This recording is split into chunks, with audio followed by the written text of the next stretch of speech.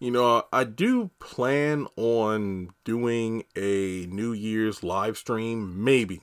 I don't know if I'm going to watch night service at church or if I will be asleep or if I will just be doing something like playing video games until the ball drops at midnight on Sunday and then I'll just pass out.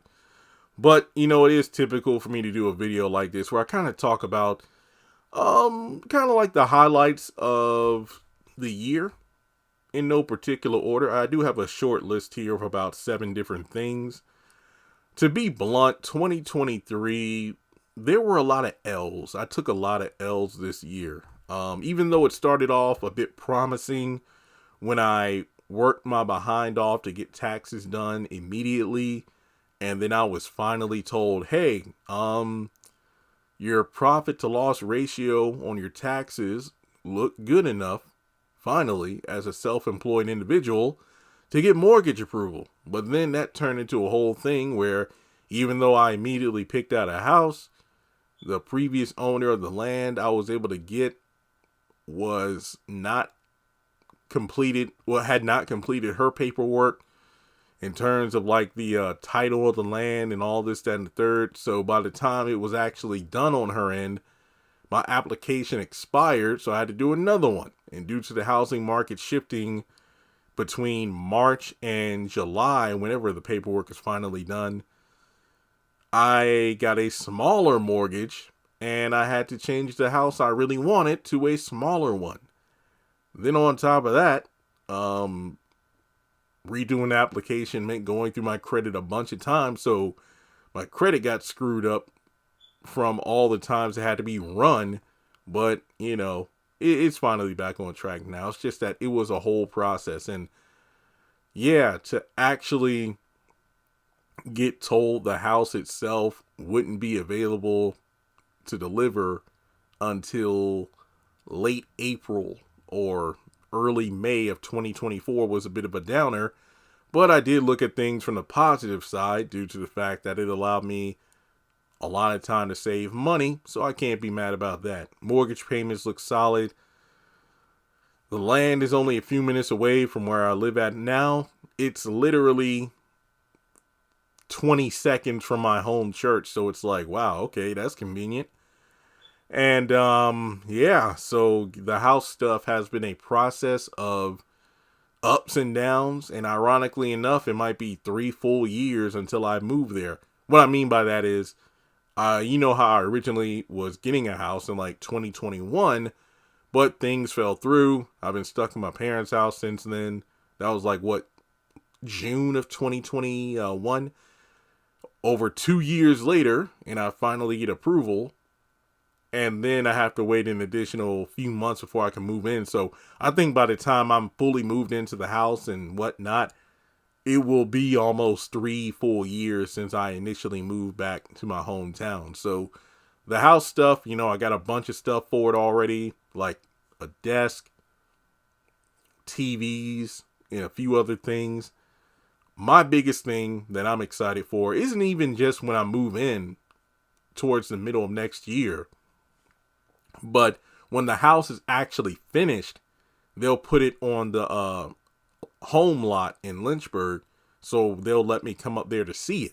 And then, of course, when the time is right, when the land has been fully cleared off, which it almost is at this point, that's when they'll come deliver it. So I can't wait to see it for the first time and get an idea of how I want things to look when the house is finally put together. Or, put on the land. So the house stuff, that's what I'm looking forward to next year, even though this year I had to go through so much hell in order for it to actually come together. BET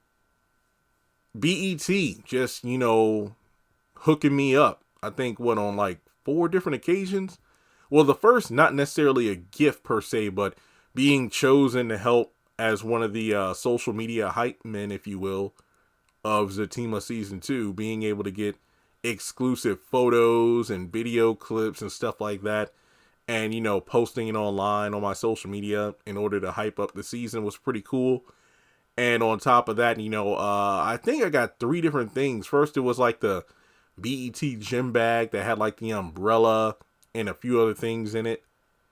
I think there's some speakers or something. I forgot. It was earlier this year.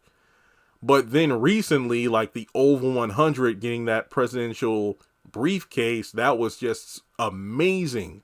From the microphone, the AirPod Maxes, and the journal. And then BET Plus a week later hooked me up with a hoodie and shirt, which my mom proceeded to take immediately.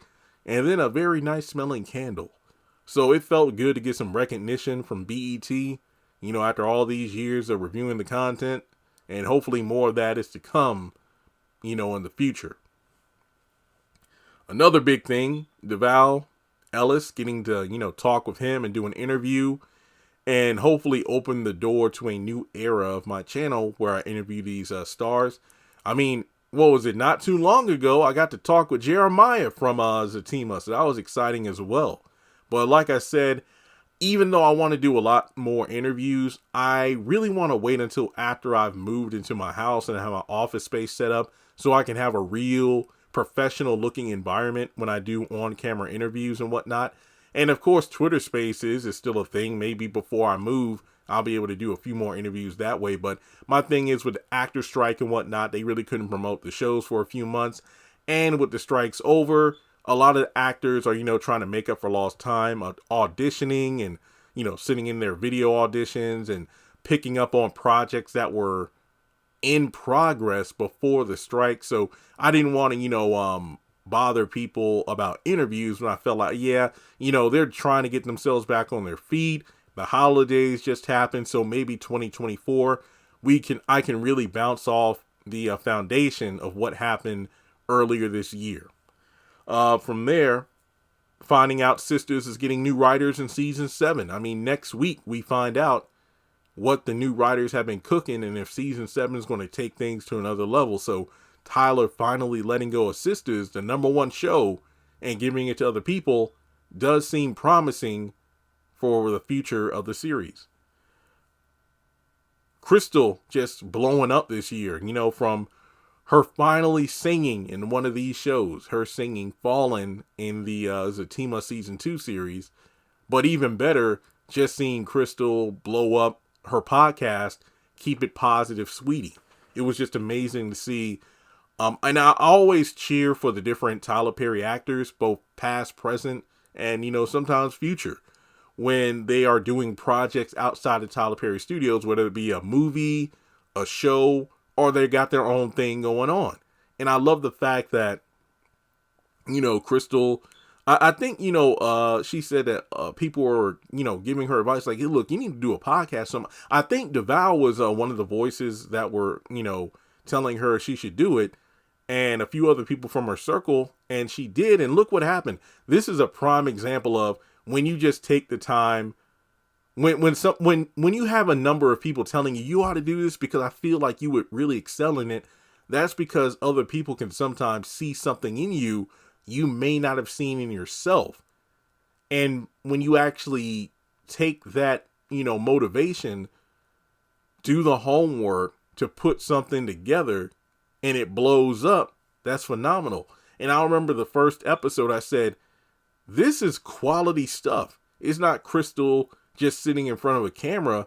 She put in the work. I mean, her demeanor, the way she speaks to her guest, even when she's doing her solo episodes, it makes you feel good. Like, this was worth my time, whether it be watching the video or listening to it on a different platform from YouTube.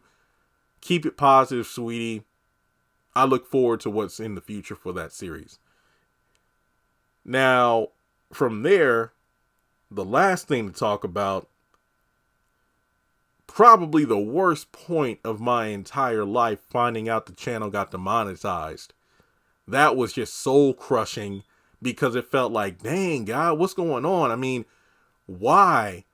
Not only is my channel demonetized, but it happens right when the house stuff is finally moving forward. And I'm like, wait, now why? I waited all these years, even though it's only been 2, but it felt like hell. All this time to finally get mortgage approval, get things situated with the land. Now my finances are going to fall apart. But from that, I was able to make the backup channel, which again, can't wait till I move and I have more time to work. I can really pump out more content on my kind of entertainment. So I said by the time all is said and done, I'll have 2 monetized channels. The worst part was losing over 600 videos and like 18 million views. Thankfully, we're climbing out of that rut. I think I'm about 75 videos away from where I was before I deleted all those shorts.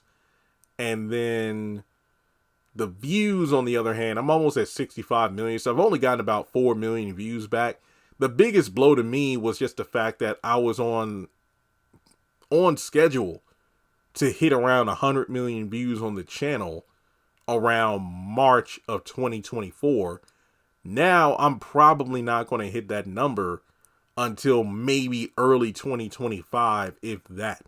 It just really depends on how well things go on the channel once season 7 starts. So I don't know. That was my main goal, 100 million views. I'm like, I want that so bad, but we'll get to it eventually, but unfortunately it's not going to be as soon as I thought. But yeah, like I said, at the end of the day, at least I got, a second channel out of it. Sadly, that ad revenue, like that $9,000 I earned in July, got sent back to advertisers, which is bull crap, but the channel is thriving yet again. So, we doing all right.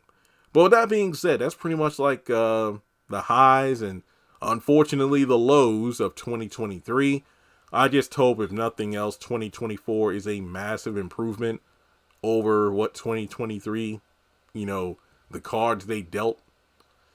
But yeah, how was your year? What were some of the highlights? It's not always just about me. Let me know in the comments what were some of your highlights of 2023. Maybe if you want to share some of the lows, you can as well. Sometimes, you go through lows, but then you have a couple of highs to, lift your spirits as we move into a new year. So with that being said, thanks so much for tuning in. Like and subscribe, and I'll catch you in the next video.